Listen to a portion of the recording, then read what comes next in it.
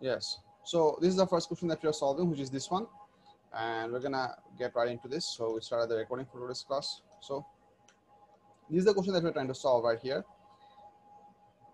So if we try to get to this relationship, the easier way is to equate the forces that is relevant for this scenario. So what you need to understand that whenever the particle is going to enter, it is going to experience a perpendicular force to its velocity direction, and that force is coming from the magnetic field and charged particle interaction, which is going to work as a centripetal force. So I can pretty well write that centripetal force in this case would be equal to the magnetic force. We can place the values for this one. Centripetal force is given by mv square by r. Magnetic field force is given by bvq. In this case, sin theta is 90 degrees, so that can be left outside of the equation. We don't need that. And then which goes ahead to now from this equation we just have to subtract the r. So if I just subtract the r right over here, I can write mv square divided by bvq.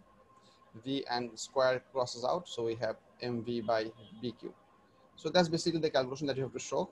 You have 3 marks in it. It is a pretty, in my opinion, rewarding question because it's a pretty simple derivation and you get full 3 marks for that. Sir, how does actually circular motion come here? Like, মানে curve করছে যেহেতু magnetic ফিল্ডে ঢোকার পরে Yes. Particle আচ্ছা So that's the first one, and then it goes further from there. We're gonna have some pretty nice comparison for the two particles, alpha particle and beta particle, for the next part of the question. The question says calculate the radius ratio for the radius of the path of the alpha particle and the radius of the path of the beta particle. So we're gonna try and calculate that. So let's put it up over here. So the relationship that we did derive from the earlier scenario, I have to angle myself, was like this: r equals to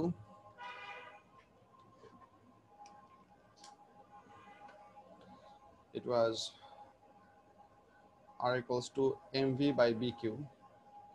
So in this case, we are trying to get a ratio of r alpha by r beta, which can be given as m alpha b alpha divided by b into q alpha. Actually, এখানে alpha না লিখলেও হতো. I might as well erase that because the question essentially tells us that both of the speed of both of the particles are exactly the same, and they are also entering the same magnetic field. That's why I'm not using different b's, but their masses are different and their charges are also different. That's why I'm keeping those informations as different, q beta. So in this equation, vq, these are crossed out. So if I just size up this relationship, I'm going to get m alpha multiplied by q beta divided by m beta by q alpha. So that's pretty much the relationship. I sorted in terms of masses on the first and charges on the left. On the charges on the right, you don't have to do that. I just did this because I like it this way. And from this point, we'll have to place the values of these quantities, looking at taking values from the formula sheet. So mass of the alpha particle is 4u. 4u is given by 4 into 1.66 into 10 to the power minus 19 kg. That's the mass of an alpha particle. And the charge of a beta particle is the only elementary charge. We don't have to bother about the values over here because we're trying to get a ratio. So I'm not going to give plus or minus. Simply placing the value over here, which is 1.6 into 10 to the power minus 19. Or if you want, you can actually place E over here and place 2E over here. That also works. You don't have to, you don't necessarily have to write over here because alpha particle's charge is simply the charge of 2 protons, that is plus 2E. So other than writing this whole value, you can simply write E, and over here you can write 2E. But just because I'm replacing values, I prefer it that way, which perfectly works for me. And the mass of a beta particle is the mass of an electron, which is 9.1 into 10 to the power minus 24, I guess. Am I correct? I'd have to look up some values. Isn't 10 minus 31, sir? 31? Acha, it's supposed to be, yeah, my bad. 9.1 ঠিক আছে তাই না? Yes, so, sir. Abiaz, where are you last class? We missed you. Sorry, sir. It's okay. I was giving it. বেটা পার্টিকেলের mass হচ্ছে 9.1 into 10 to the power minus 31, right? Yeah, that's the mass of an One electron, beta. which is basically a beta particle. So you calculate this ratio and give me a number. Give me a number in decimal value, whether it's a fraction or it's a full number, big number. Give me a 3SF value in standard form. Do this.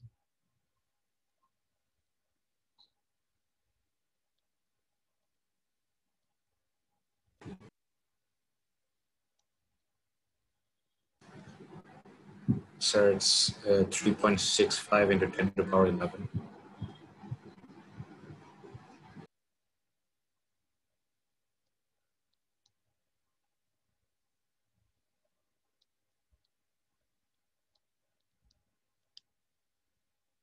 Three 3.65 into 10 to the power 11. So we get the ratio as 3.65 into 10 to the power 11. That's the ratio. Now, this is just a number. It might appear to be for you to be a number, but this is a practical value for.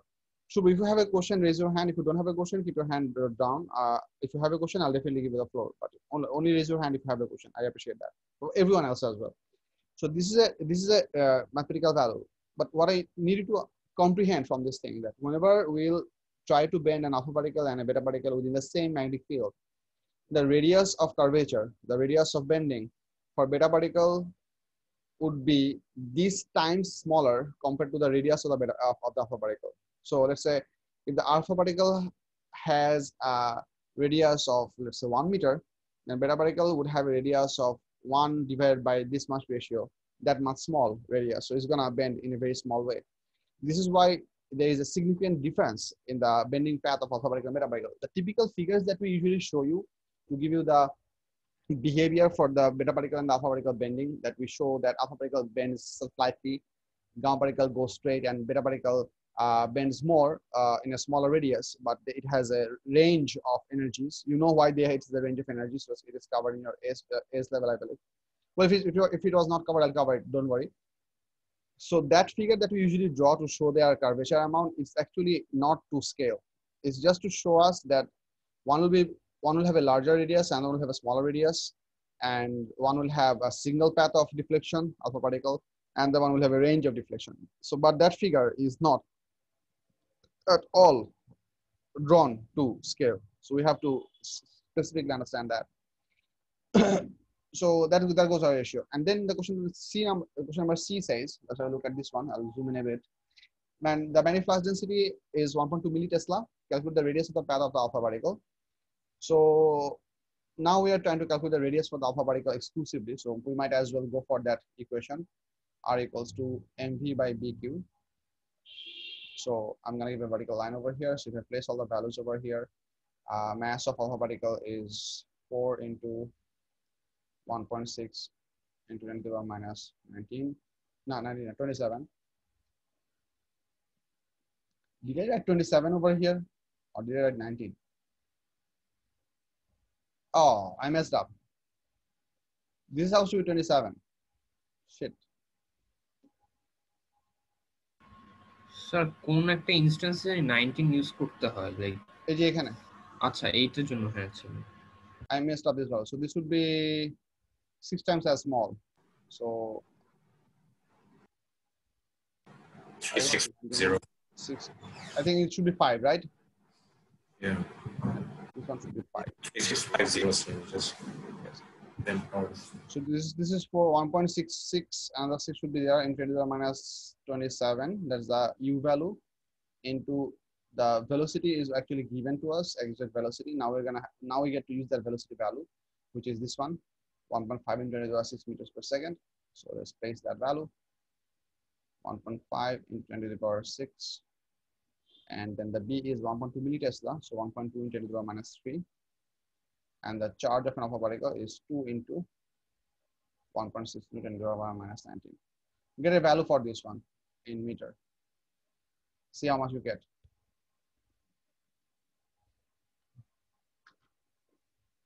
Sir কোশ্চেনের শুরুতে স্পিডটা দিয়ে দিছিল না? Yes, ওখান থেকে বসাইছি আমি 1.5 into 10 to the 6.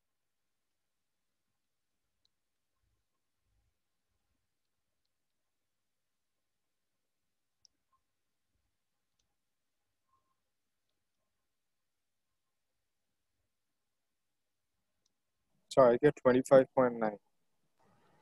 5.9.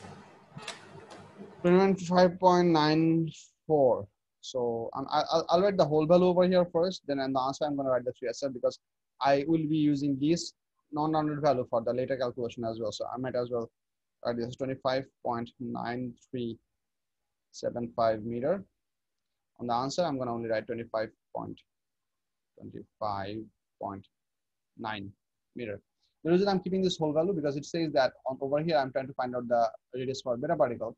You might as well replace the whole equation with all the relevant values, but a smarter way would be to use this ratio since you have already calculated this number. You have calculated this number to be this much, so you can use this number and go ahead and do the calculation. So if I get right over here, you can see that the alpha particle ratio comes on the top, radius of beta particle comes to the bottom. So I might as well write that R alpha by R beta equals to 3 point, কত ছিল জানো? 3.65 10 to the power 5. 3.65 into 10 to the power 5. This is the value. So I'm trying to get the value of R beta over here. So therefore, R beta equals to 25.9375, the non-rounded value of radius of alpha particle, divided by 3.65 in 10 to the power 5. You might wonder that, well, if we are using a non-rounded value for this number, shouldn't we also use a non-rounded value for this one? The answer is a solid yes. This would be better if we could use write this number for multiple decimal places. It would have been better. But just because I was not paying attention to the question and did not store this number as this one, that's why I'm not bothering to use this one. I think we're still gonna end up with the same value. See how much do you get from here? That's right. I think it's 3.65 into 10 power 3 maybe. I may be mistaken. Let's look at the marking which could give us an easier value. It says 3.64 and it is using 9.11. On the formula sheet, do we have 9.11 or is it 9.1 only? It is 9.11, sir, but I didn't get that. But then it is only 9.1. 9.11 the So it gives 9.11. So I messed up. My bad. This value is given to another decimal place. This should be 9.11. Let me write that mistake with red marker. My bad. So this comes to 9.11. And then I messed up here as well. This is supposed to be 3. And this is supposed to be 4. Achha, let me cut this off altogether. 3.64. Sorry, if we don't use the exact number of significant figures, then mark কি কাটতে পারে actually? Yes. The answer to that question is a solid yes. So this would be 3.64 into 10 to the power 3. Same stuff. 3.64 into 10 to the power 3. So 3.64 10 to the power 3. That gives us 7.13. Actually 12561 7.13 into 10 to the power minus 3 meter. So that's the radius. So it's about I think 7 millimeter only. So where the radius of the alpha particle is about 26 millimeter, 26 meter actually. So it's a radius of about 26 meter. So a physical idea for how big 26 meter is. A typical floor for a regular house is usually 3 meter tall. Typical house flat bashar, they are usually 3 meter tall. So our 26 feet house is about 9 story tall. So that's the radius. If you want to think about the diameter, double that. That much big of a circle is the alpha particle gonna make if it was under the effect of that thing. Whereas beta particle is gonna go around within a radius of 7 millimeter, or it will have a diameter of only 14 millimeter. So that's big and that's small. Then the question says the magnetic field extends over a region having a cross-section side of 1 centimeter, CP of 5.1. Both particles, just a second.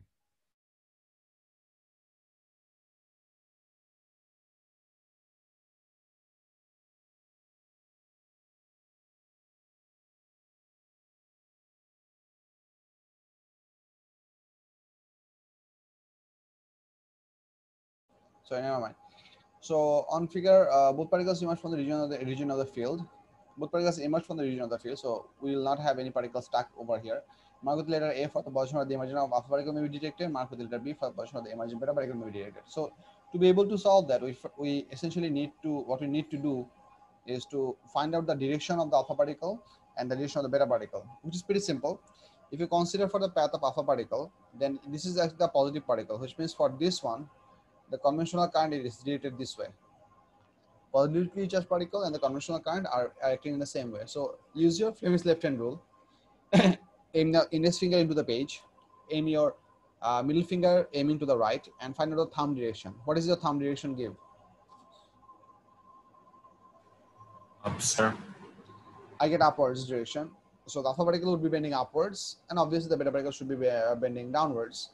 So we have to preferably show a deflection that somewhat matter to them. This is a 1 centimeter space. You have to understand that because this is 1 centimeter, the particle is entering through the exact middle. So this is half centimeter. Try to understand what I'm saying. This is half centimeter, and we have calculated that the radius of the beta particle is gonna be about 7 millimeter. Do you understand my point, kids? Dekho, 7.13 10 to the minus 3. Is this value correct? Yes, this is correct. 7.13 into 10 to the power minus 3 millimeter. So this is the amount of radius that we have obtained for the beta particle. So how much would the diameter be? 15 millimeter, about, or 14 millimeter, 14.26 millimeter.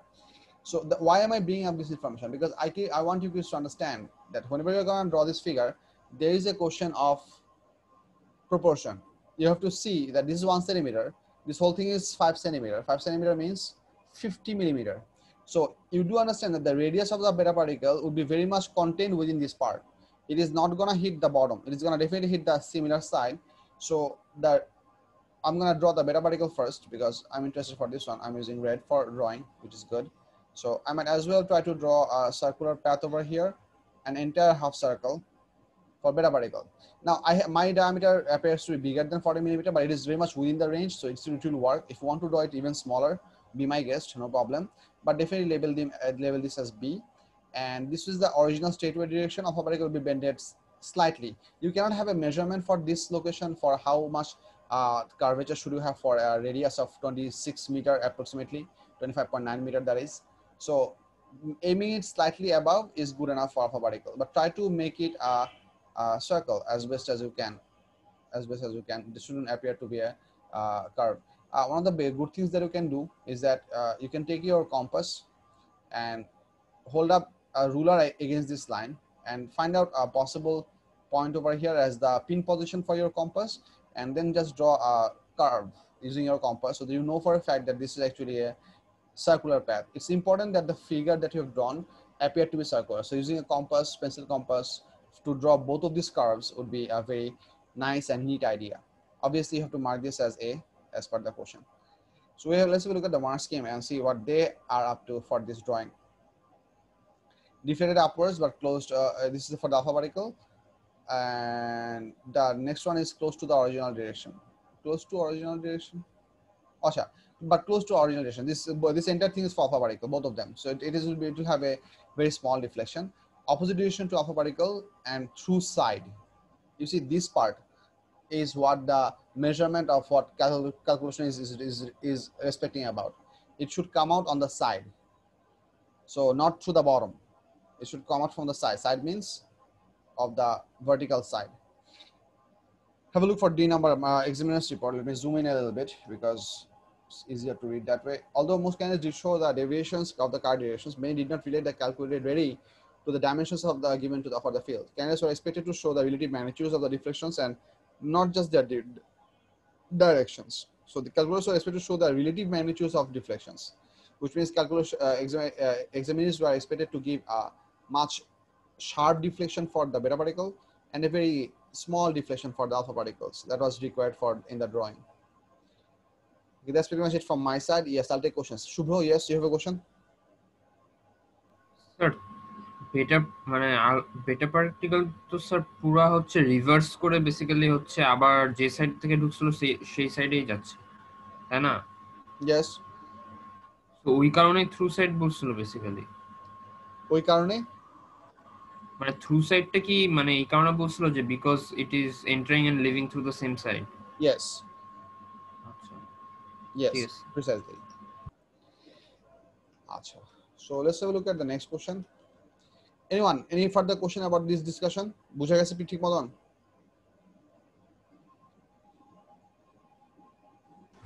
Ji, sir. All right.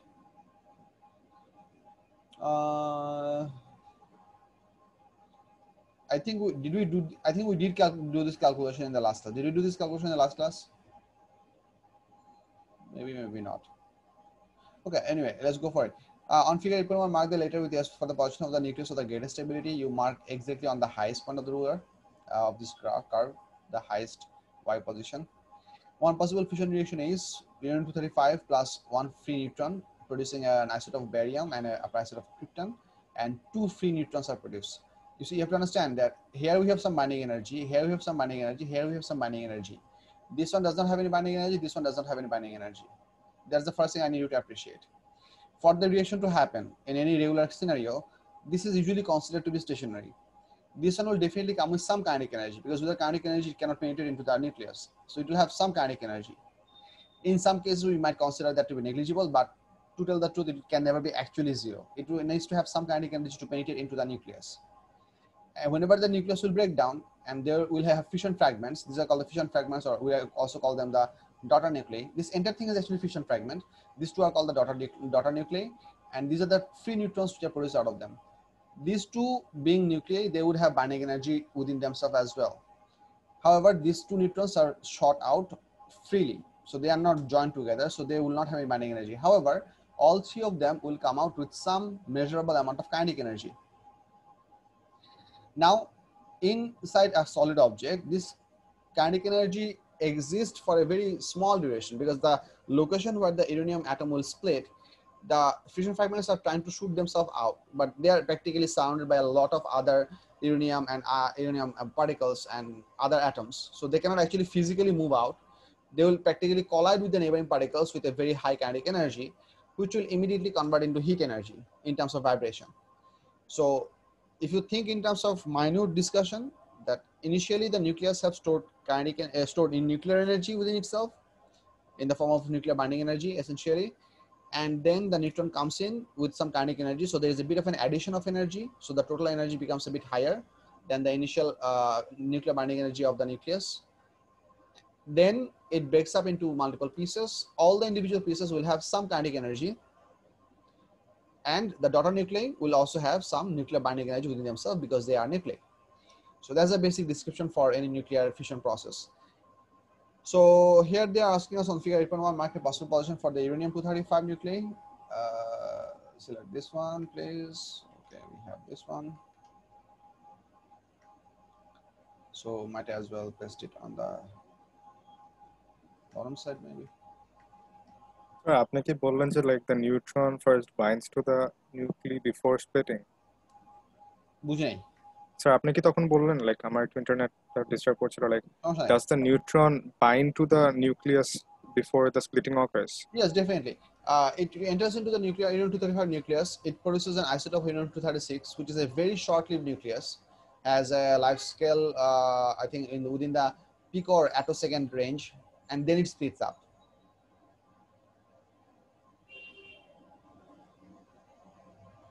বুঝছো? জি sir. I can actually look it up and tell you the value.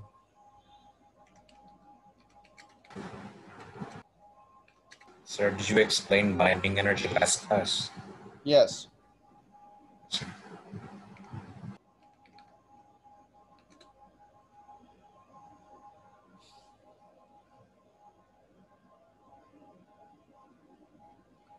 Uranium-236 alpha decays with a half-life of this much. Acha, it is longer lived than any other artificial actinides or fission products produced in the nuclear fuel cycle. So naturally occurring uranium-236 has a pretty large half-life. But is uranium-236 unstable? Nuclear fission is the splitting of large nuclei of neutrons the neutrons which is violently unstable. So might as well get that information that what is the duration of life for that thing. It is violently unstable. Good. The center nucleus splits into two large fragments called the daughter nuclei. In addition to the daughter products, 2 or 3 neutrons also explode out of the fission reaction, and these can collide with other nucleus to cause further fission reaction. This is known as chain reaction. Beautiful. The fast-moving neutrons carry most of the energy from the reaction with them, about 99%. But before the neutrons can collide with fresh nuclei, they need to be slowed down. Yes. Otherwise, they will simply paint into the neutron and come out. That's where the moderator comes in, either the graphite structure or the water. This is so that the energy can pass through the other components of the nuclear reactor, which is used to heat water to drive the turbines that run the generators. I don't see any definition for the thing. Where is it? Not half-life, life duration, should I write?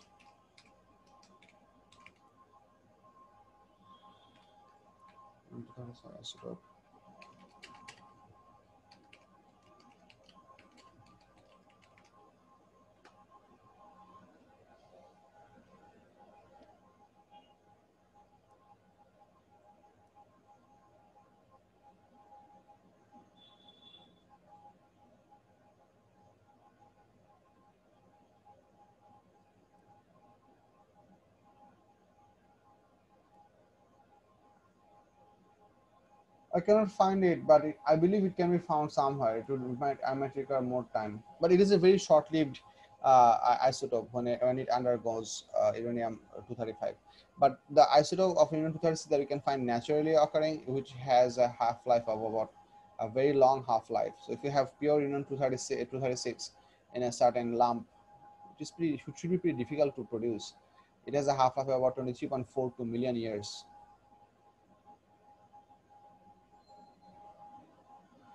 Okay, new information for me. It has a very small half-life. I cannot small life duration. I cannot see how long does it exist. But it first get absorbed in the neutron, and then it produces that uranium 236 isotope, and then it breaks down into the daughter product. That's what I wanted to understand. So then it says that on figure map 8.1 mark a possible position for these things. Achha. The most stable isotope should be located somewhere over here. The highest stable isotope is it on the peak of the graph. Let's say this is the highest stable isotope. S, and then we have uranium, and then we have krypton. So uranium should be on the far right, pretty much close to somewhere over here. You can label it anywhere, and any daughter product or any output of a nuclear reaction should get closer to the iron, which is the most stable. So krypton should be somewhere labeled on the left, because there is no scale over here. The relative position would not matter. Sorry, the relative position is what matters. The exact position really does not matter. So Kr and uranium element. The binding energy of the the binding energy per nucleon of each nucleus is as follows. This is the individual binding energies. Then the question goes further. Use this data to calculate the release in fission, the energy release in this fission reaction. Give you answer to 3 significant figures. So we have to calculate how much energy is going to be released from this fission reaction. We'll try to calculate that. Sir হ্যাঁ বলো। আমি একটা জিনিস একটু বুঝি নাই, মানে left hand সাইডের গুলো কেন স্যার সব বাইন্ডিং এনার্জি থাকবে, রাইট হ্যান্ড সাইডের গুলো থাকবে না? আমি বলি না রাইট হ্যান্ড সাইড গুলো থাকবে না। I never said that right hand side গুলো থাকবে না। I said less everything. অ্যামাউন্টে থাকবে sir. I said that anything that is a nucleus will have binding energy. Anything that is a nucleus, before or after, doesn't matter. Anything that is a nucleus, it will have binding energy.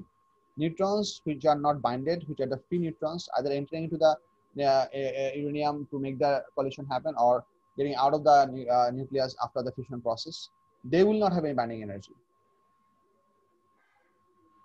ও আচ্ছা, মানে sir left hand সাইডেরটা sir হচ্ছে তাহলে আছে binding energy, কিন্তু right হ্যান্ডের নিউট্রনটার হচ্ছে নাই, তাই না? কোনো নিউট্রনের binding energy নাই.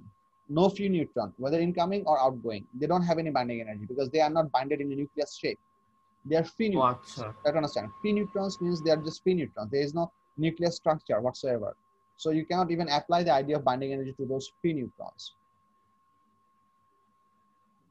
জি স্যার বুঝতে পারছি। If it is a nucleus, it has binding energy. Beautiful. So from this thing, we are about trying to calculate the energy. So we can calculate the total binding energy differences is what we're trying to achieve over here. So binding energy of the reactants is 1.2191 10 to the minus 12, and the total binding energy of the product would be 1.3341 plus 1.3864. Does the question give us the incoming particles energy? No, it doesn't. Into 10 to the power minus 12, which gives you some value, and then the energy released, let's say that is delta E, would be equal to the difference of these two amounts. So you bring one over here, big minus small, you just do that, and you get the energy output from this reaction. That should give us a value of, I'm doing a bit of cheating, not doing the calculation by calculator, but just by looking over here. So binding energy of uranium-235 is, hold up. What is binding energy per nucleon? Oh crap. Sorry, I misread the question. So I shouldn't have said crap. I misread the question. This is binding energy per nucleon, which means this direct calculation would not be applicable. Might as well rub off this part because this is not going to be useful for me. Sorry, kids, I'm mistaken. So the total binding energy of for the reactant, in this case, which is the uranium nucleus itself only, this is the binding energy per nucleon. You multiply that by 235, so you get the total binding energy of the whole nucleus. And then binding energy for the products, this is barium's binding energy per nucleon. Barium has 144 nucleon into this thing, so this will be 144 multiplied by 1.3341 into 10 to the power minus 12. That's the binding energy for the barium. And then you add with this one the krypton's binding energy, that is 90 into 1.3864 into 10 to the power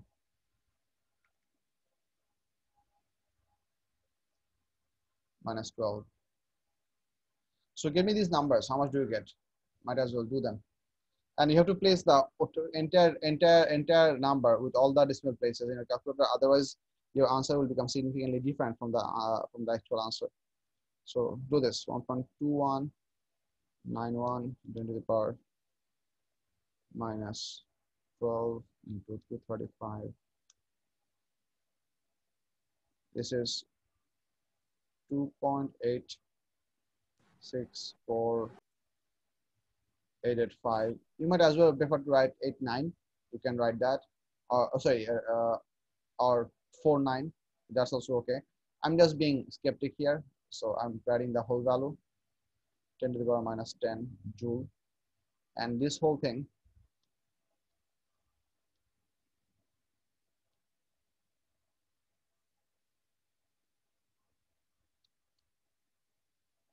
So I get 3.168864 into 10 to the power minus 10.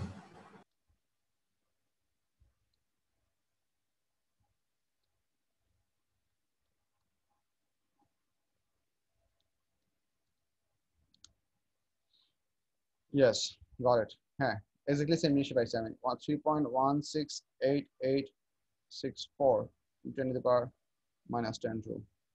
So if you now do the difference of these two energies, you get the energy output for one of these fission reaction.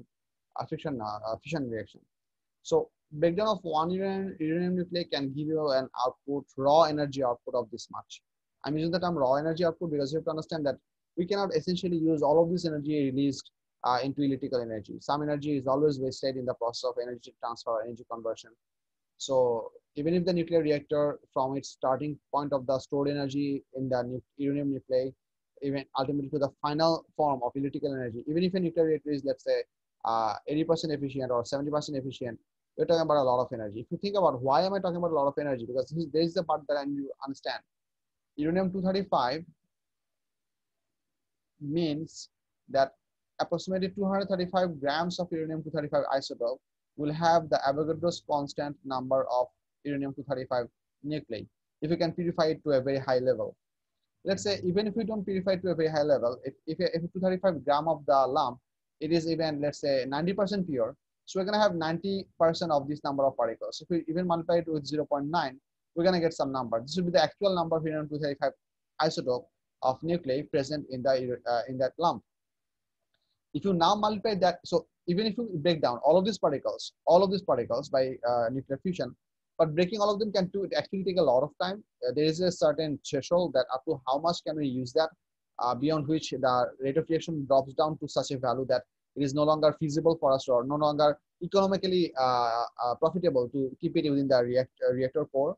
So typically we do not use fission material, that is the reactor fuel that is inserted in the nuclear reactor, to its exactly 100% value, because as time goes by, the number of nuclear reactions goes down. So there is a certain point that even when we have lifted up the control loads all the way up and we have allowed the total reaction to go on with all the free neutrons, you still don't have the required number of breakdowns with the remaining number of nuclei that can produce the rated power of your power supply. So there comes a point like that when the concentration of the uranium nuclei becomes so low. So if we assume that out of these number of nuclei, we are going to break, let's say, 80% of these particles. So let's say we multiply this with another factor of 0.8. This is the total number of useful uranium-235 nuclei which are going to break down from 1 mole, from 235 grams. So let's get a value for that one. This is 6.02 into 10 to the power 23 into 0.9 for the purification factor, and into 0.8 because we're going to disposing of the 20% remaining parts. So we get that many nuclei. That is 4.3344 into the power 23 number of atoms of uranium-235 are going to undergo fission breakdown. If you multiply that thing by the amount of energy available from one reaction, which is the subtraction result for these two, which I didn't do, but I can actually do a bit of a cheat and get the answer for the mass scheme. This is the amount of energy. So if you do the multiplication, you do 3.04 into 10 to the power minus 11. How much do you get? You get about 1.3177 into 10 to the power 13 joule. So burning or breaking down 1 mole of uranium-235, even with very, let's say, pragmatic ideas, so we can get a raw release of energy that is about 1.3177 into 10 to the power 13 joule. So that's a lot of joules from 1 mole of material. And then if the factory is, let's say, once again, let's say 70% efficient, it means it can convert the nuclear fuel into electrical energy up to a total, if overall efficiency of 70%, multiply that by even 70%, which is 0.7. So if you multiply by 0.7, we get 9.22 into 10 to the power 12 joules. So that is about 9.22 into 10 to the power 12 joule. So that is about 9.22 giga is 9.22 petajoule. Sir মানে basically mass ডেফিসিটের কারণে হচ্ছে এনার্জিতে convert হচ্ছে some portion of the mass Yes, definitely. Some part of the mass is getting converted into energy, and the part of the calculation that I have shown you beyond this point is not relevant for this question. But the reason I'm trying to show you this is to give you a significance that why, despite nuclear fuel having so much disadvantages and so many possible problems of troubles, we are still interested in nuclear energy. The only reason is that the nuclear fuel is such a concentrated form of energy. It is such a concentrated form of energy that even a very small amount of mass can give you an enormous, I mean, like a voluptuous amount of energy. The concentration of energy per mass is extremely high. So if we can design more reliable, more safe, far better, higher efficiency nuclear reactors, I mean, using nuclear reactors to produce these things is actually a far better option than actually playing the gamble with our atmosphere and the environment, burning a lot of fossil fuels and releasing all the carbon. I mean, nuclear fuel is actually clean energy, except for the nuclear waste that we have, which we can design to be kept away, so that it does not damage us in the long term. Or might as well be a good idea that we might as well refine them for further purposes. but that would be a better thing to do. Come on, এই জিনিসটা কেন বলছি বুঝছো তো আমরা সবাই? মানে why did I show you this?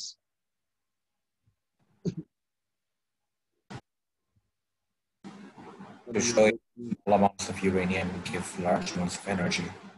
Exactly, and not only large, I mean like insanely large amount of energy. So that's that. The later part of the question that is asking us is to calculate the mass equivalent of this energy. So we simply have to calculate E equals to delta mc square. We calculate the mass in terms of kg.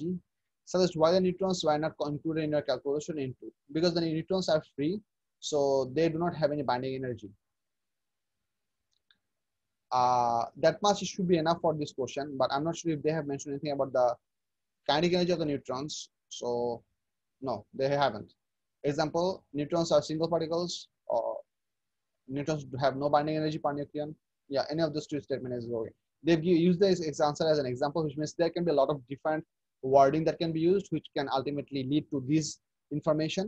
So any of those information which can mean that they are a single particle, they are not joined together, they do not form a nucleus, all of these statements will score this 1 mark equivocally. Unequivocally. The examination report says there was some characteristic relation the idea that neutron is a single particle. However, most answers are in terms of neutron having no charge or negligible mass. Okay, this was the wrong information. Writing this thing would not score this mark. Neutron having no charge or negligible mass is not the reason why neutrons do not have binding energy. The reason binding energy is not relevant for neutron because neutrons are single particles. They do not form nucleus. So the concept of binding energy doesn't apply to single particles of neutrons. So this was the most common wrong response, which you shouldn't be doing. That's pretty much it for number 2. And yeah, question number 3 is a very interesting graph. I'll take my time with this one. But before I move to question number 3, any questions so far for question number 2? Anyone? No. Sir, I was confused about defining binding energy. Like in the book, it says that it's the energy required to split a nucleus, but it can be said the other way around. Assemble the protons and neutrons into, and can be said the other way around, because boye lekha je it's like splitting. The deeper meaning that I can tell you, as far as I understand, that this total sum is significantly bigger compared to this one. So if you try to think about it, let's say you have 235 of these nucleons infinitely spaced apart from each other. If you would bring all of these particles from infinitely far apart distance and merge them all into a single particle or single nucleus, you would have to feed all of those particles a total of this amount of energy. Feeding all these particles this amount of energy, you could make the uranium nuclei come into existence. Similarly applicable for this thing and similarly applicable for this thing. Now, the individual binding energy per nucleon is significantly bigger compared to the binding energy per nucleon of the uranium, because the output products will always be more stable. You can see that both of these values are bigger compared to the reactant particles binding energy per nucleon, which means these two are definitely individually more stable compared to the uranium nuclei. But whenever we have these things, this means that if all of these particles were split apart, then they would give us this amount of energy back. But they were not split apart, they actually remain within this form. So if you try to visualize this thing, that whenever the nucleus will be created automatically, then it will give us energy out.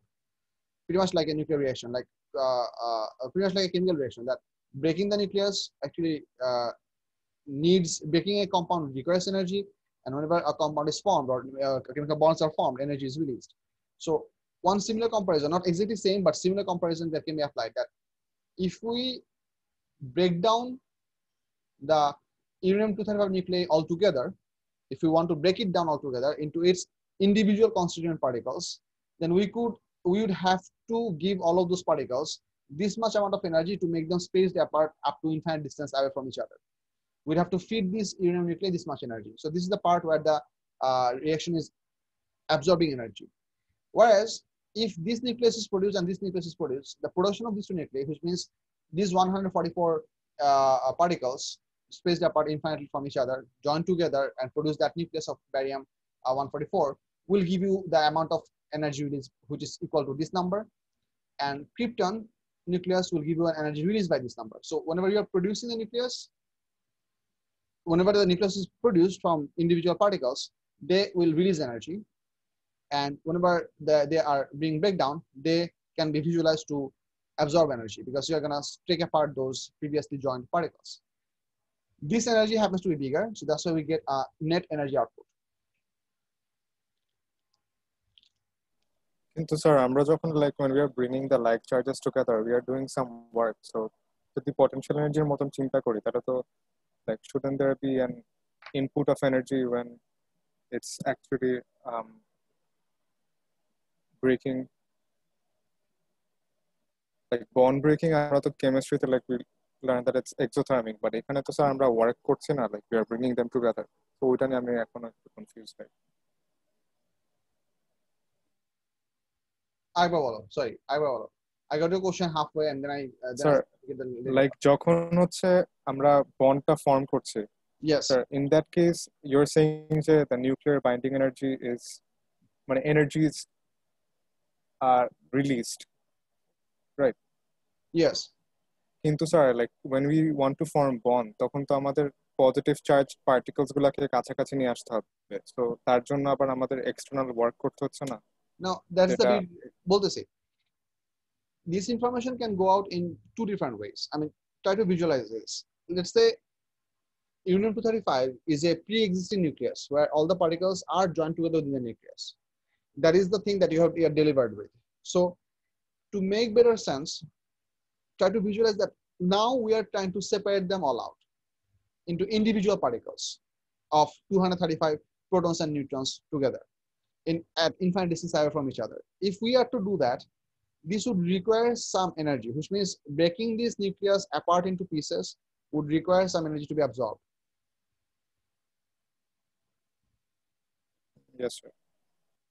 And then try to visualize that in the process of making, and now if you think the whole thing in reverse, let's say the particles of uranium were actually widely spaced apart. From when rewinding that initial situation, that uranium was initially in particle space in its nuclear state, and then if you break it down into its constituent particles, you have to give it some energy to actually tear them apart. If you rewind the process, it means that whenever all the particles are going to join together, that exact amount of energy can be released, right? Just the rewind of this process. Yes, sir. Whenever the nuclear reaction is happening, that exact thing is not being produced. We're having two different new things produced. So those individual merge give you an energy output that is slightly bigger than the energy that was required to break this down. So that's why this sum is slightly bigger compared to this thing. So the amount of energy that you get from the merging of those particles happens to be bigger compared to the energy that you can have from the joining of these two particles. This is what gives you the energy. Like the say exothermic reaction টা আর কি বেশি effective হয়েছে compared to the endothermic reaction, এরকমও বলা যায়। That's why I brought about the idea for the chemical reaction, that whenever bonds are broken, we have to feed the bond energy. It absorbs energy. So bond breaking is a endothermic process, and bond creation is an exothermic process, right? G sir. Rafid? Yes, sir. Yeah. So similar to, you can consider this thing as similar to that one, that whenever we are breaking down the nucleus, it is supposed to absorb energy. But when the products are produced, then we are having a total amount of energy that is bigger than what was required to break the energy in the first place. So overall energy consideration is that we're going to get a net output of energy from the whole reaction. That's what makes this thing happen. এটা হচ্ছে in simpler terms if I tell you, but this is not the actual explanation. The true explanation is that in this process, some mass is actually lost. For example, the later question that we have calculated over here, this part is that this much amount of kg of mass was actually lost in the process. To tell the truth, this much amount of energy was actually, this much amount of mass was actually converted into mass, which means the amount of total mass deficit, get this point, the amount of total mass deficit that you have within the uranium nuclei is smaller compared to the sum of the mass deficit in the barium plus krypton together. What I'm trying to mean is that, where is the thing? Let's say, ekhane jodi amader, I'm just using regular numbers to make sense. But let's say within this nucleus, let's say we had a mass deficit of, let's say, 10 kg. Assume. Then if we add up the mass deficit of both of these two things, the sum of the mass deficit of both of these things would be bigger than 10 kg. Maybe this would be 12 kg, the total mass deficit, which means this extra 2 kg mass that has been converted to the energy. It is not essentially 2 kg. I'm just giving numbers, easier numbers to comprehend the scenario better.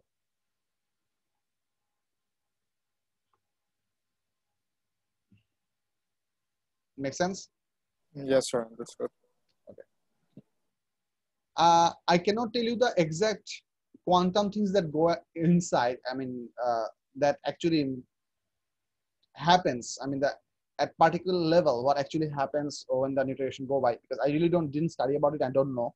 You can look it up if you're interested in the Google. I can help you through the search, but I really don't know the exact quantum detail information, how it happens.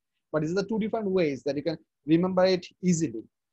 That one is the similarity to the chemical reaction, which gives you a bit of a common grounds to remember it by. The other one is about the idea of mass deficit, total mass deficit.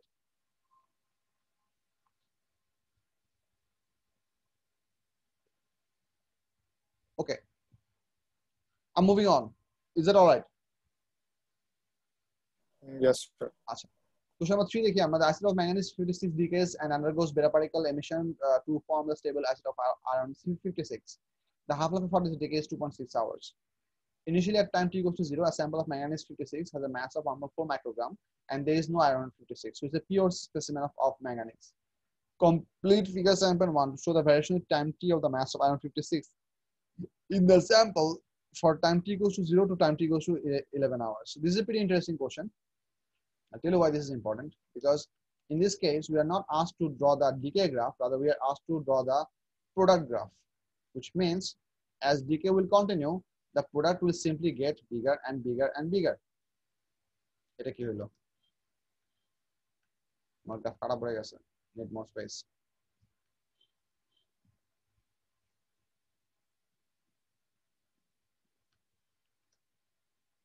So let's say this is the question. So what I want you to, all of you to understand, that after every 2.6 hours, the manganese is going to become half, which means iron is going to be produced in the same amount of reduction for manganese. So if I just write this equation to give you a better visualization so that I can make the graph more understandable for all of you, is that try to understand, let's say if we had initially 100% manganese Mn, no? Mn, manganese. After one half-life, it will give us 50% manganese and 50% iron. After another half-life, it will give us 25% manganese and 75% iron. Do you understand my point? The manganese is undergoing the natural decay of radioactivity, which is alpha decay in this case, as per the question. And the output is the iron. So iron is being produced. So initially, you'll be producing, for the first half-life, you'll be producing a large chunk of iron. In the second half-life, you'll be producing half of that. That's why you are only producing additional 25%. After the next half-life, the manganese will come down to 12.5% of its original value, and you will have the amount of decay that the manganese has undergone added to this one, producing 87.5% of the iron. So if the total mass of the chunk is considered 100% throughout the time, this will be the concentration values. So the iron amount is slowly gonna go up, but it will increase more rapidly at the beginning, and with every half-life, it will be increasing by half amount of the previous one. Pretty much like the reverse of the iron, so of the manganese. So the reason I am discussing this part with you is that here we are asked to draw the mass of iron for the for this thing. So we are trying to ask to draw the mass of iron, the increase of the mass iron. And it says we have some division marks over here. What is the question said? Complete figure sample want to show the variation with time t of the mass of time t in the sample for time t equals to 0, time t equals to 11 hours. Our half-life is 2.6 hours. So an initial amount was how much? 1.4 microgram. So we have to, because we are given a grade, we have to label this thing within this scale. Have a count. How many vertical divisions do we have? 1, 2, 3, 4, 5, 6, 7. It is intentionally given as 7. Because if I just write over here, mass of iron slash microgram, you should write the microgram unit over here. This is the important bit. And then you can label the whole thing into microgram scale. Let's say 0.2, 0.4, 0.6, 0.8, 1.0, 1.2, and 1.4. This is your scaling. Now we can slowly go ahead and do this thing. Now, the important thing that I would like you to consider that how can we conveniently plot 2.6 hour in this graph, because plotting 2.6 hour in this graph can prove to be very difficult. Hold your ruler, normal ruler, against the x-axis, and you'll see that this graph perfectly lines up. Hold your ruler against the x-axis. So you don't have the printout, so it will be difficult for you to hold it along the x-axis. How can I do this? This is 100%, so might as well make it 100%. This is a 100% view. So now if I hold up, now you try to hold up a ruler against your screen. Sir. I need to find a ruler. Sir. Yes, Bolo. If you use snip and sketch, there's like a virtual ruler thing. Right. If you use snip and sketch, if you just snip and sketch the graph. In the snipping scale as well, I cannot get the exact. So if you are telling me that if I snip this view exactly, I can use the virtual ruler. Yes, that's what I'm suggesting, sir. Okay, I'll try that.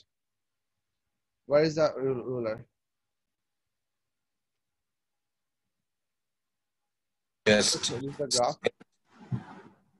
And then tools, pen, highlighter, eraser, options, in color red.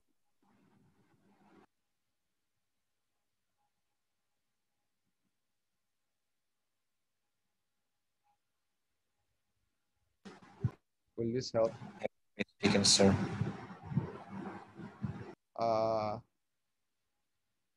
Canvas, 3D library, 2D shapes, stickers, text, effects. No. No. Ruler.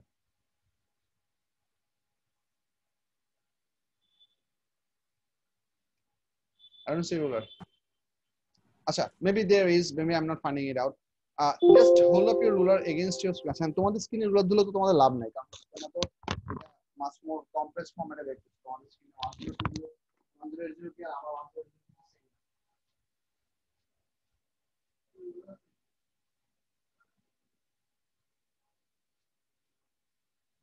So I got a ruler.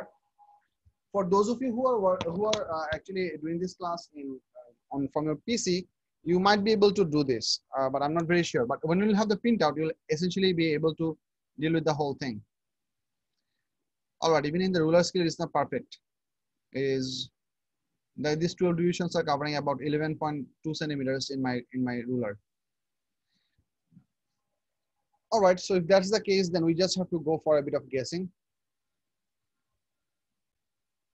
I thought the ruler would actually help me. Ruler is not helping for whatever reason. So I'm gonna try to do this by eyeballing it, but with appropriate reason. So I'll show you the reasoning. Try to get, here is 2, here is 4, midway is 3. Let's say this is 2.5. Slightly on the right, there should be 2.6. So this is my 2.6 point, slightly on the right of 2.5. So if I go above,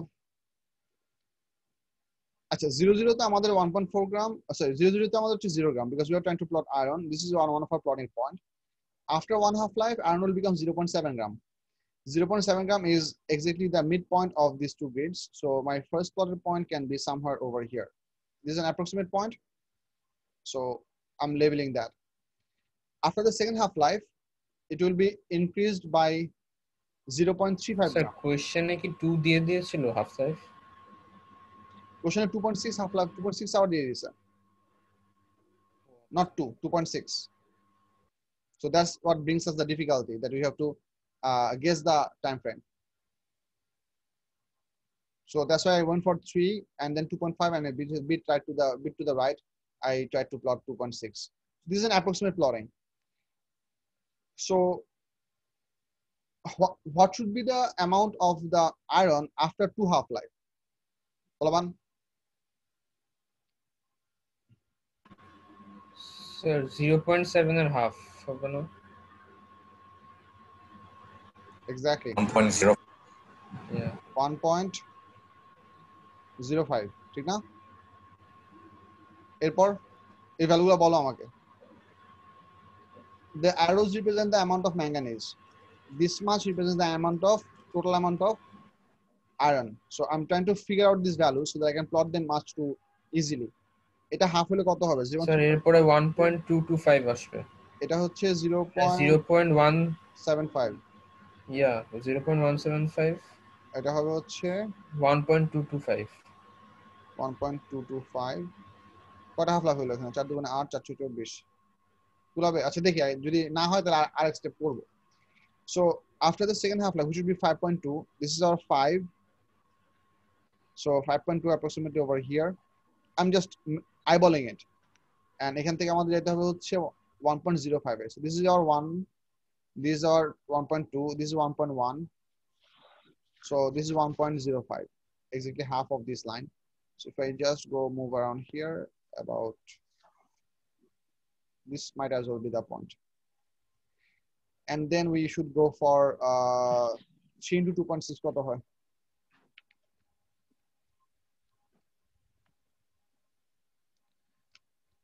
3 into 2.6, 7.8. So this is 6, this is 7. 7.8 will be 2 divisions before the 8. So let's say over here. And here we are trying to plot 1.225. So this is 1.2, this is 1.3. So we are trying to plot 1.225. Let's take it as 1.3, 1.23. No, 1.2. 1.2. It might as well be considered as 1.2. Because if you just take it in 2SF, this is 1.225, slightly above the 1.2 line. So I can plot it pretty much close to the 1.2, but slightly above because of the 0.025 amount. And then 4 into 2.6,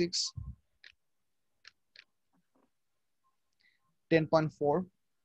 So this is 10, this is 11, this is 10.5, this is 10.4. 10.4 এ আমাদের plot করতে হবে হচ্ছে কত? আচ্ছা, I need to get this value. এটাকে half করলে কত হয়? 0.175 ভাগ 2, 0.00875 plus 1.225. We get 1.3125. So this should be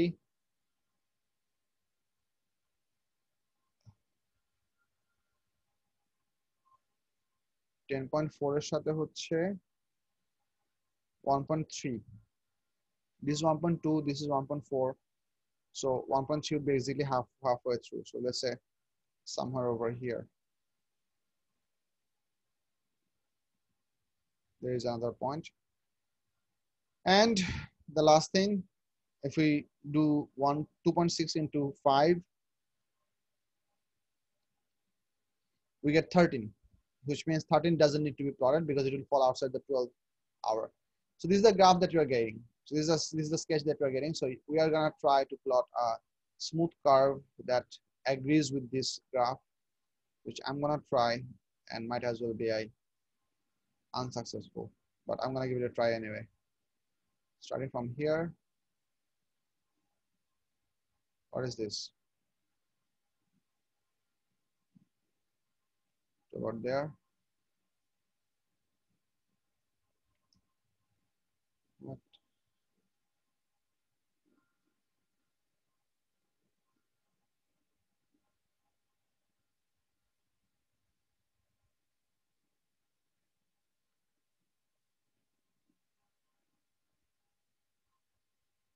Not the best of the graphs, but I think serves the purpose to some extent. আর একটু ভালো হইতে পারতো, but I believe you get the point. এখন now you might wonder, sir, এই ধরনের graph এত smoothly আঁকা তো difficult. So what can we do? Well, you can practice. And there is another thing that you can do. Buy this thing.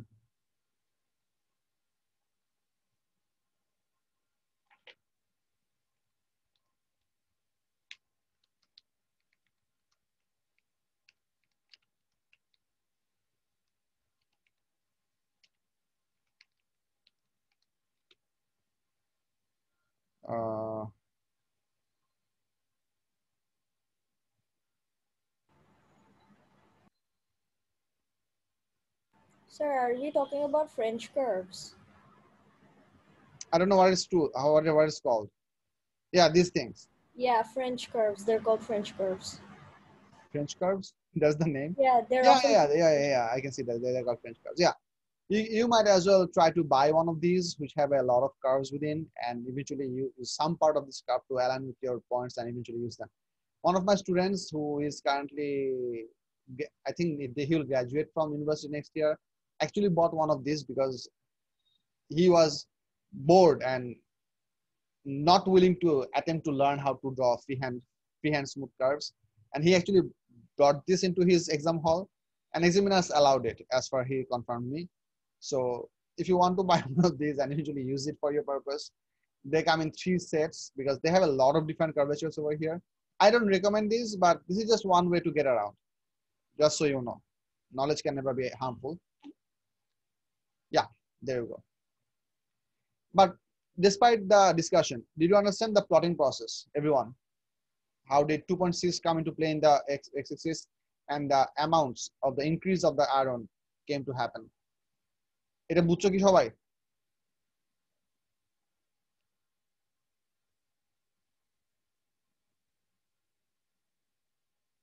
I guess so. I think this class is going really boring. We had a lot of people to begin with. Now most of the people have fled. Yeah, worksheet classes can be pretty boring. So we'll move on. For the sample of manganese 56, determine the initial number of manganese 56 atoms in the sample. This is actually pretty simple. You have 2.6 microgram now, 1.4 microgram. So if you first convert that 1.4 microgram into the mole number, and then convert that information into the and use that information along with Avogadro's constant to find out the number of atoms present there. So might as well do that. The mole number, first I'm going to find out the mole number in fraction. So I'm giving a vertical line over here. So the number of atoms would be 1.4 into 10 to the power minus 6. This is the microgram, divided by the mass number 56. This is the actual 1 mole. This is the mole number multiplied by Avogadro's constant. Might as well look in your formula sheet. How many decimals did they give the Avogadro's constant value? 6.02 10 to the power 23. Good. So I'm covered. So calculate this. How much do you get? Actually, vertical line na dileও hoto, but that's just something that I always ask the kids to do, so that there is not a shortage of space. 1.72 into 10 to the power 16.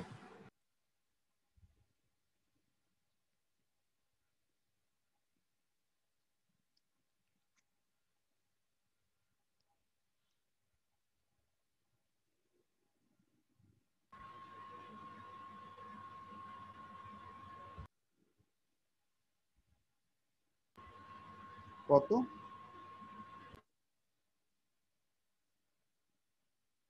আমি ভুল করছি, দাঁড়াও। না, ভুল করছি। 1.4 into 10 to the power minus 6 divided by 56 equals to into 6.02 into 10 to the power 23. 1.55 into 10 to the 16. এটা বলছো? 1.72 into 10 to the power 16. আচ্ছা, আমি আবার ভুল করছি। আমি বলবো না। Answer is stupid.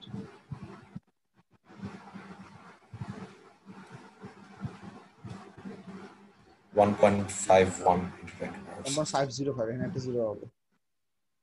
হ্যাঁ, and yes. 1.505 into 10 to the power 16. So you can pretty much write this as, if you want to give in 3SF, 1.51 into 10 to the power 16 atoms. That's basically a mole calculation. You know this from the chemistry very well, how to do the mole calculation, because that's a integral part of chemistry calculations. Not a big deal. They only give 2SF values, which works as well. Then it says they calculate the initial activity in Becquerel. So initial activity means the activity at the beginning. So to be able to calculate the initial activity, we have to A equals to lambda n. So remember the formula that initial activity. Can I select this whole thing? Oh no, they are all split into pieces. And then the next one.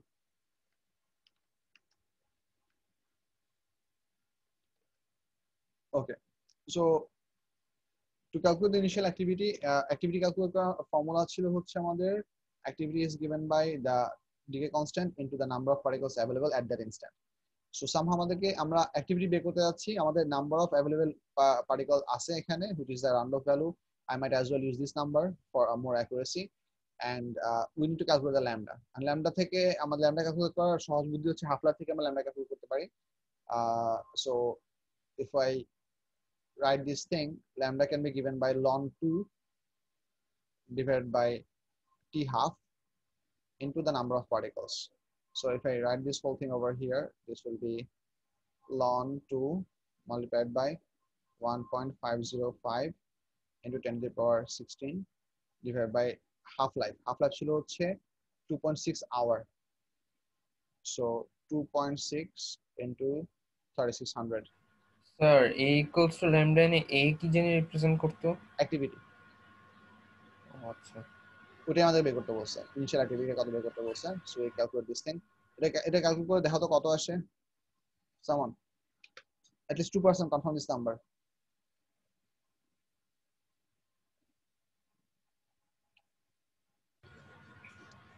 Sir watt মানে 3600 কারণ আমাদেরকে পুরোটা সেকেন্ডে convert করতে হবে Definitely, always.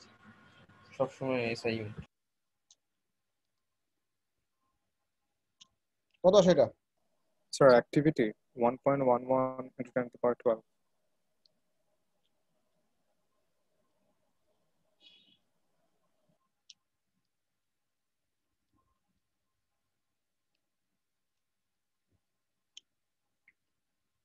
I'm getting 1.114, 115, 10 to the power 12 Becquerel.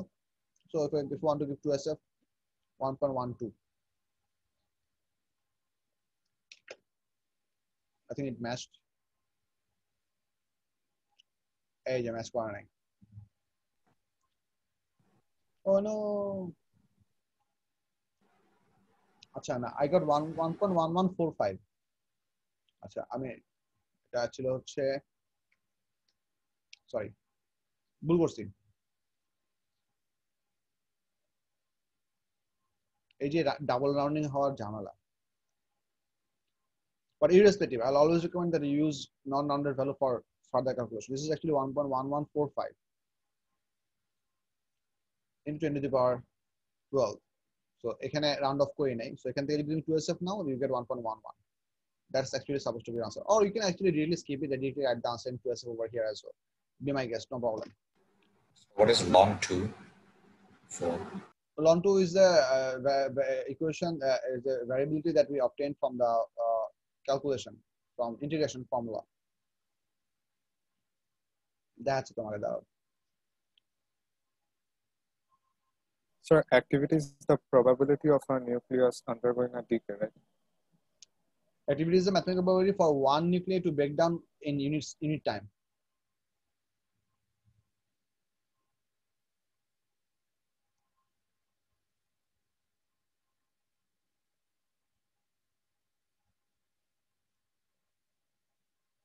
Was it this one or the next one?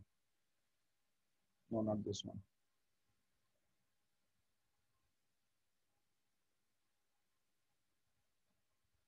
So we got the from here. This is the long to thing.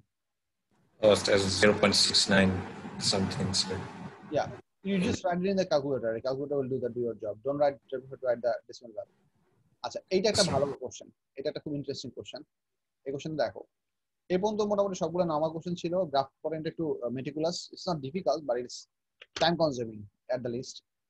This question is actually, in my opinion, conceptually challenging.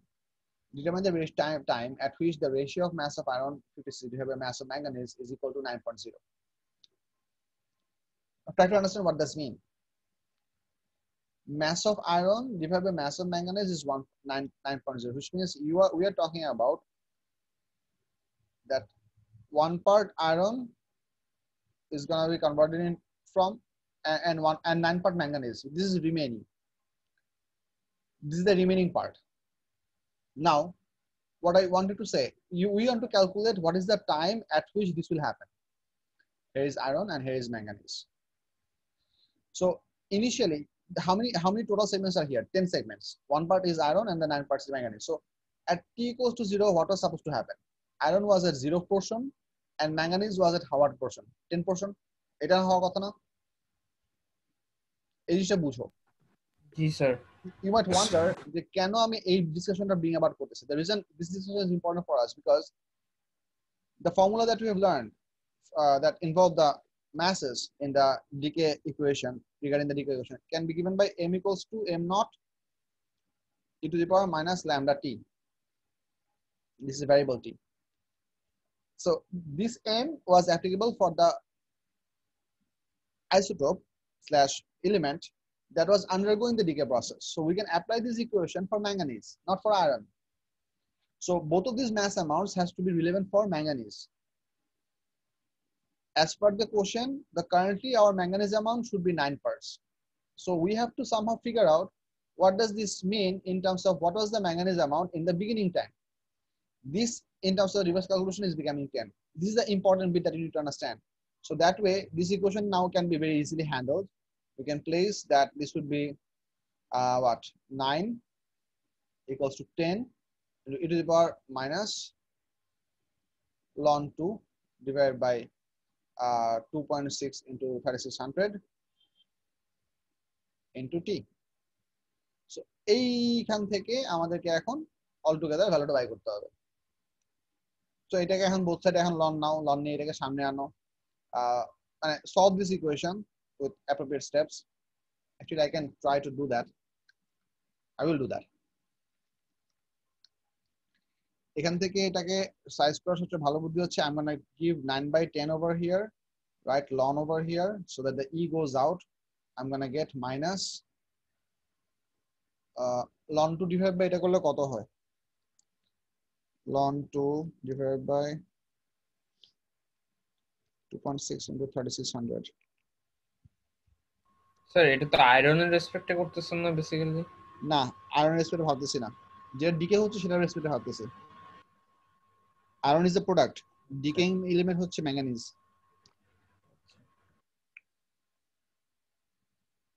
So this would give me minus 7.4 054. So sir, m actually gives us the decayed mass of manganese. তাই না? Nah, m is the remaining amount of manganese, not decayed amount, remaining amount. How much is remaining at this instant? And m naught is the initial amount of the manganese. How much was available at the beginning? আচ্ছা, হ্যাঁ। ঠিক আছে? জি sir. এটা into t হবে এখানে একটা। So এটা এখন বের করো কত হয়।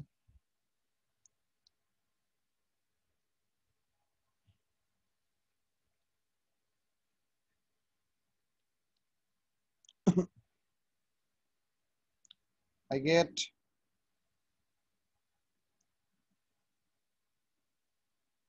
1422.6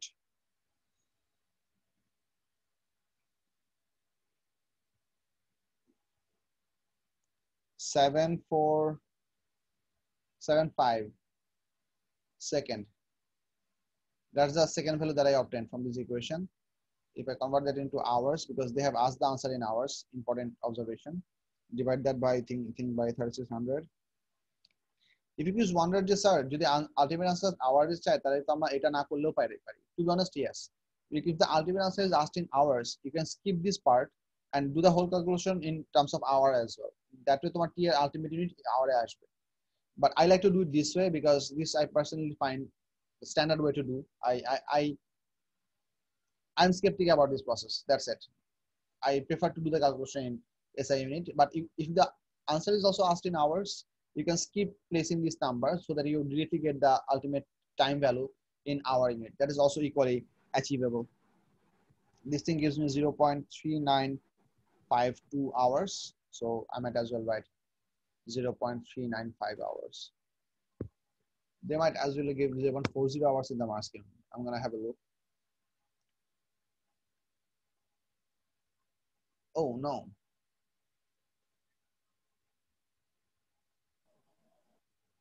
আচ্ছা আমি তাহলে ক্যালকুলেশন পুরোটা ভুল করছি।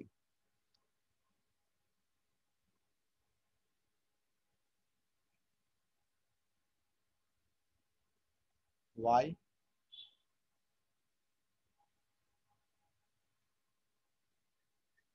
Oh. লেফট হ্যান্ড সাইডটা 1 হবে। না আমি পুরো জিনিসটা ভুল করছি কথা বলতেছি। This thing equals to হচ্ছে 9/1, 9.0 না। So iron was supposed to be 9, manganese was supposed to be 1. বুঝতেছো?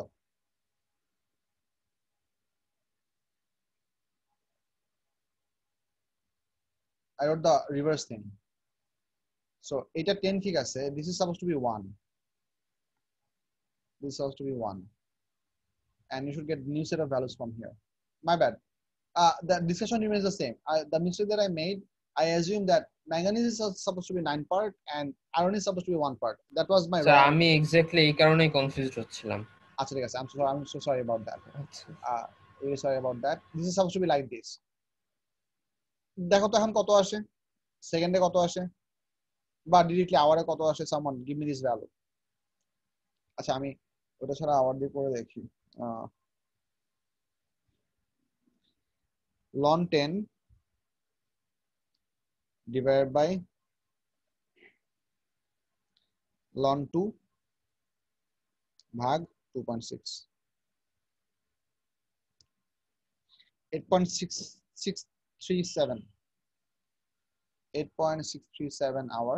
So you can as well write 8.64 hour. Yep.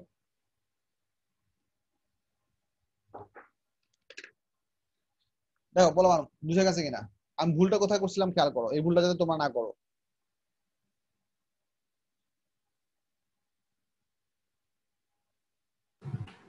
Sir ভুলটা কি করেছেন? ভুলটা করছিলাম হচ্ছে, have a look at the blue writing. I assume that iron is supposed to be 1 part and manganese is supposed to be 9 part. But that's not the case, because if this ratio is supposed to be equal to 9.0, this essentially means what? Iron is supposed to be 9 part and remaining manganese is supposed to be 1 part. From an initial condition of 0 to 10, because manganese is supposed to be break down.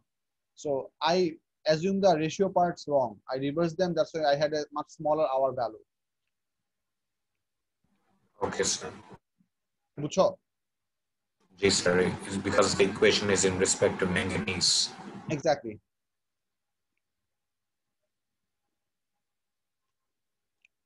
সেটাই গেল। We'll take the next question.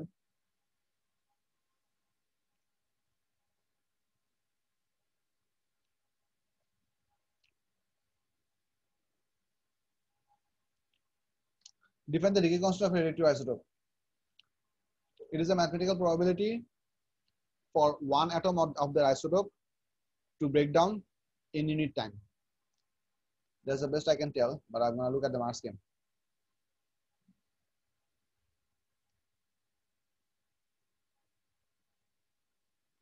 Surprisingly, many graphs were drawn without a scale on the y-axis. Consequently, only the general shape of the line could be given. Acha. Curve leveling out at 1.4 micron in diagram. Curve shaped just by mass of and half per second of values not be marked on the y-axis. Okay. So jara never mind. So, other question. Probability of decay of a nucleus per minute time.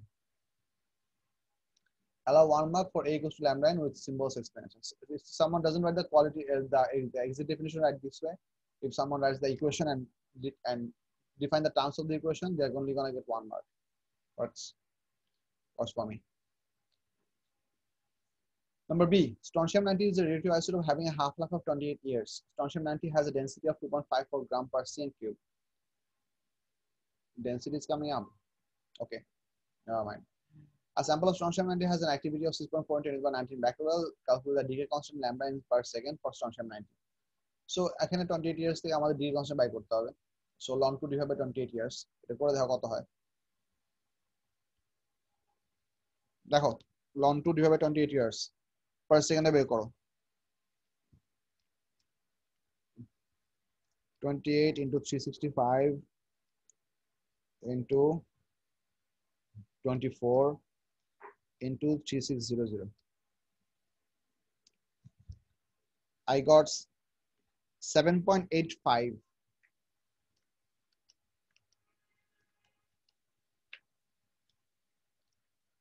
I got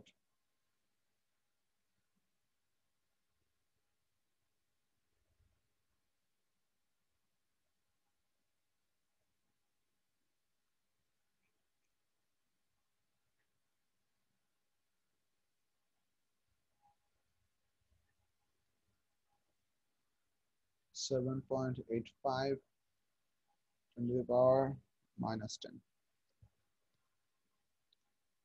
Taper question was the mass of the strontium 90 in the sample, which means they're asking us to find out the initial mass. So that can be very easily found because we know that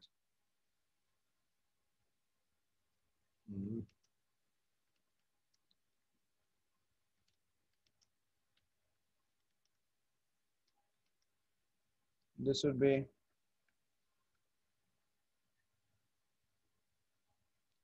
activity equals to lambda n.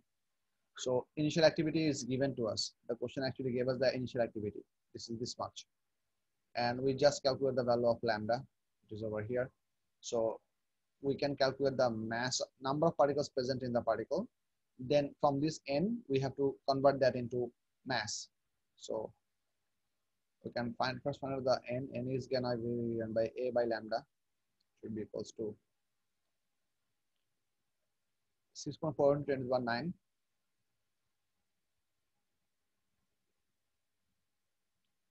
Divided by lambda is to 7.82 into the minus 10.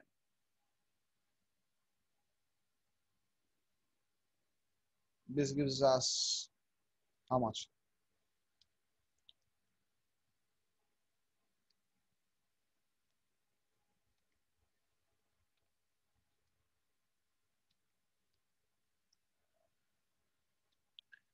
This gives me 8.153 into 10 to the power 18. So now I'm going to convert this number of particles into mass. So mass would be 8. So lambda value তো সবসময় constant, right? Sorry? It's a constant value, so এটা তো change হবে না কখনো lambda. কোনটা? Lambda sir. হ্যাঁ এই ইসোটোপের জন্য lambda is a constant. Yeah, for this isotope lambda is a constant. This much divided by Avogadro's constant. This will give you the mole number multiplied by the molar mass. Now this is strontium 90. So a molar mass is supposed to be 90 gram. This should give you the exact mass of this thing. So divided by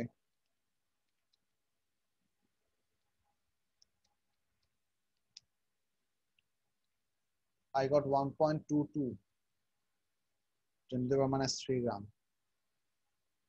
Allah jane hoise kena. Yay!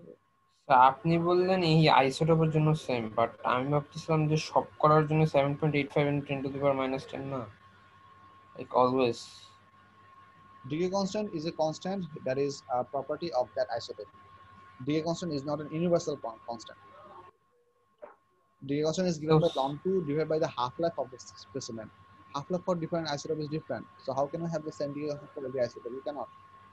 Sir, divided by what?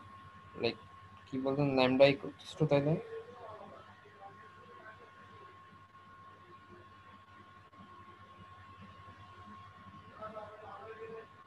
আচ্ছা, ln 2 by 20. ln2 divided by half-life. So different isotope half-life is different. Then, Oh, আচ্ছা, হ্যাঁ। so decay constant is not an universal constant. There are very few universal constants available that you know.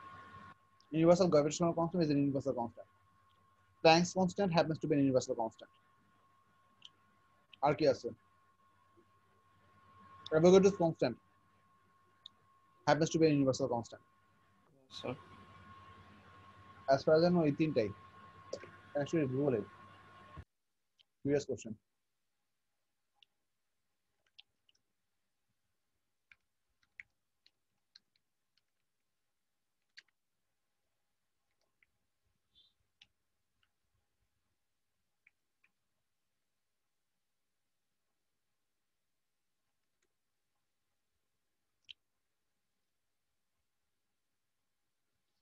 Gravitational constant is a universal constant. Speed of light is a universal constant. Avogadro constant is a gas constant is a universal constant. Well, gas constant, Boltzmann constant are gas constant and Boltzmann constant is basically a constant derived from gas constant and Avogadro's constant. So, because Boltzmann constant is R divided by Na, so this has to be another constant. Stefan Boltzmann constant is the Stefan Boltzmann constant. What? Yeah. What?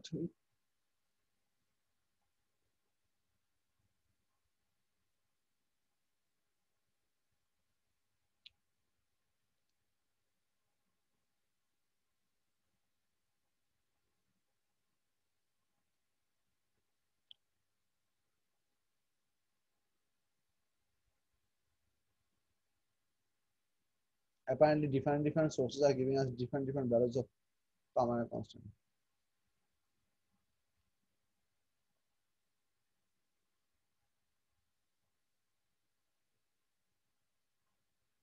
Never mind. Apparently, I have to go deeper to give you a concrete answer because I can see different sources here. So this might as well be a undergoing evolution kind of information. So might not as well get a fixed solid answer. The volume of the sample. Volume of the sample is very simple. Density of the volume of the sample by Korba. Now the question C, it says, by reference to your answer in B3, suggest why dust that has been contaminated with strontium 90 presents a serious health hazard. The volume of the sample would be this much, 4.18 10 to the minus 4 centimeter cube. So this much volume of strontium 90 can have an activity of this much, which means every second that small amount of strontium 90 is going to undergo 6.4 into 10 to the power 9 individual, about that number of individual decays every second. So think about the amount of ionizing radiation that small amount of strontium 90 is going to produce. So the next question, that is actually a theoretical question, 2 marks. So that by reference to answer in B3, suggest why dust that has been contaminated by strontium 90 presents a serious health hazard. This is because a very small amount of strontium 90 has an extremely high value of activity, which will lead to increased case of radiation poisoning / tumor growth / cancer growth. So that's a severe health hazard, because you have to understand that the health hazard for that related to radioactivity is largely related that how concentrated the ionizing radiation is. That's basically what makes the alpha radiation too much the most deadly among the 3 types of radiations, because alpha particles are absorbed within a very small depth of skin, and within which they make all the ionization. So the ionization is actually concentrated. So the probability for genetic material to be affected is extremely high. And that can happen also in multiple places for the same chromosome, which is something that can lead to a much higher probability for tumor cells and cancer growth and so on and so forth. So that is something that is deemed as a severe health hazard, which makes sense.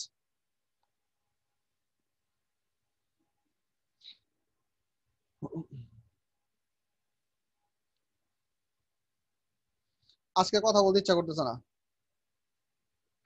অসুবিধা নেই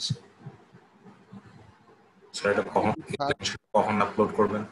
আচ্ছা, notes আর worksheet আমি একটু পরে তোমাদের যে গ্রুপে upload করে দিচ্ছি, and the lecture will be made available in the YouTube as well.